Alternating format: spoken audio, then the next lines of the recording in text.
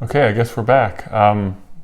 This is the follow-up video to the video that we did a while back about getting my tongue tie released.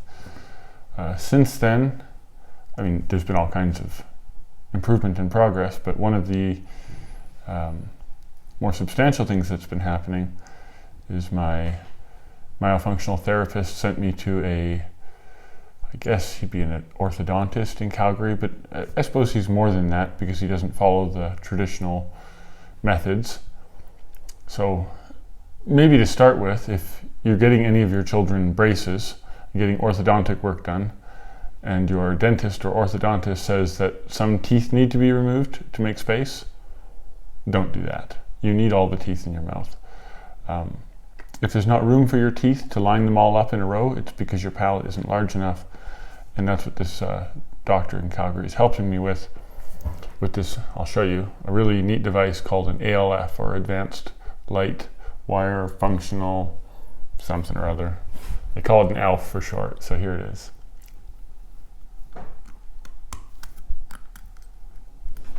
See if you can see it properly here. It clamps onto the two upper molars, and there's a little omega right here. I don't know how well we can see it here, but all right there.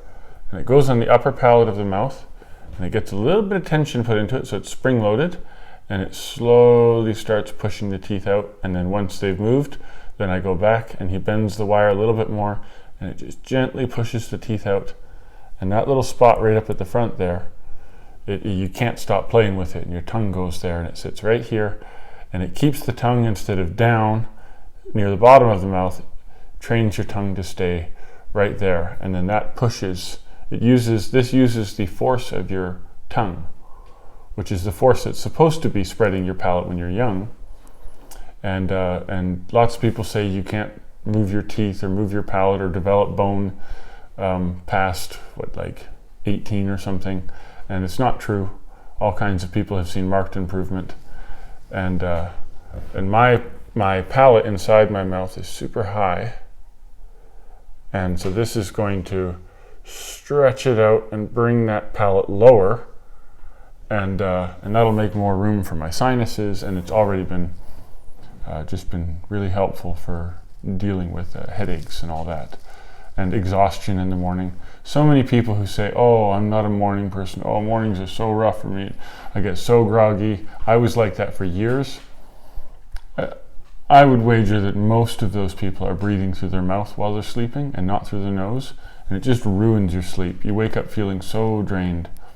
And ever since I've had this, and I've been training myself to keep my tongue up on the roof of my mouth while I'm sleeping so that I can't breathe through my mouth and I can only breathe through my nose, that's been making such a difference, and I'm no longer a groggy pain in the ass in the morning. So, right, Jeannie? Right. And this is nice. You keep it in for eating, and you keep it in all day. I rarely take it out, but if something gets caught in it or you don't feel like wearing it for whatever reason, it's easily pulled out and easily put back in.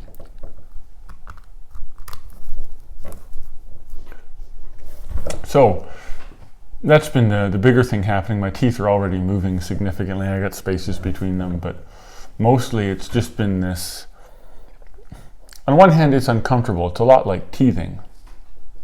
And when you're younger, you're supposed to be, your tongue is supposed to be spreading those teeth. And that's sort of children get emotional, and they have this discomfort. And it's not just not just crying because they're in pain.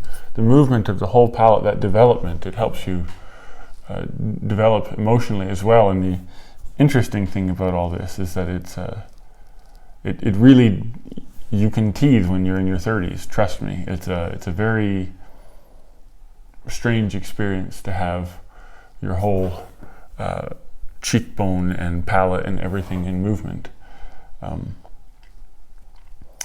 What else has been happening? Myofascial release. Right. So we had a really great massage therapist, and she just mentioned that she did intraoral massage, and you think, oh, who needs a massage inside their mouth? Apparently I did.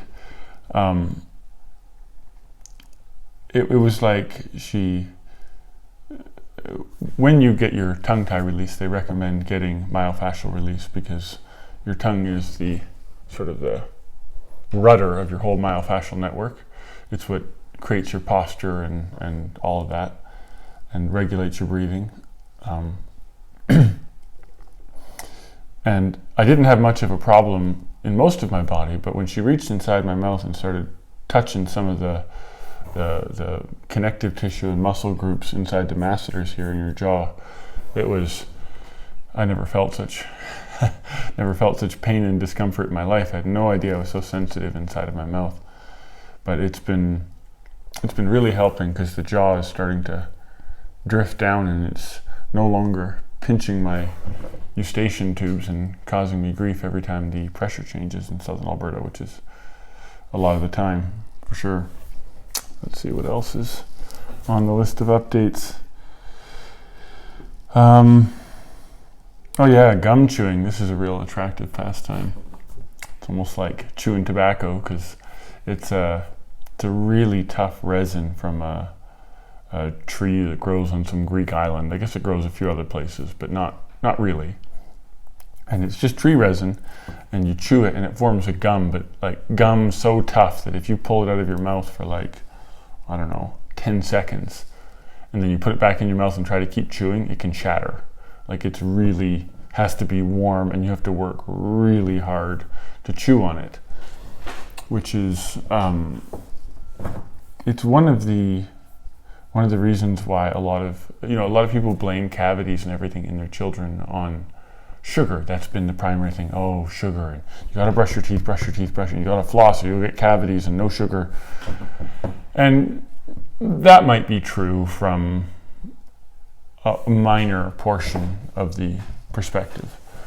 It has a little bit to do with it, but primarily what's happened in our culture is that people have softer bread, and it's all ground beef and tender meat, and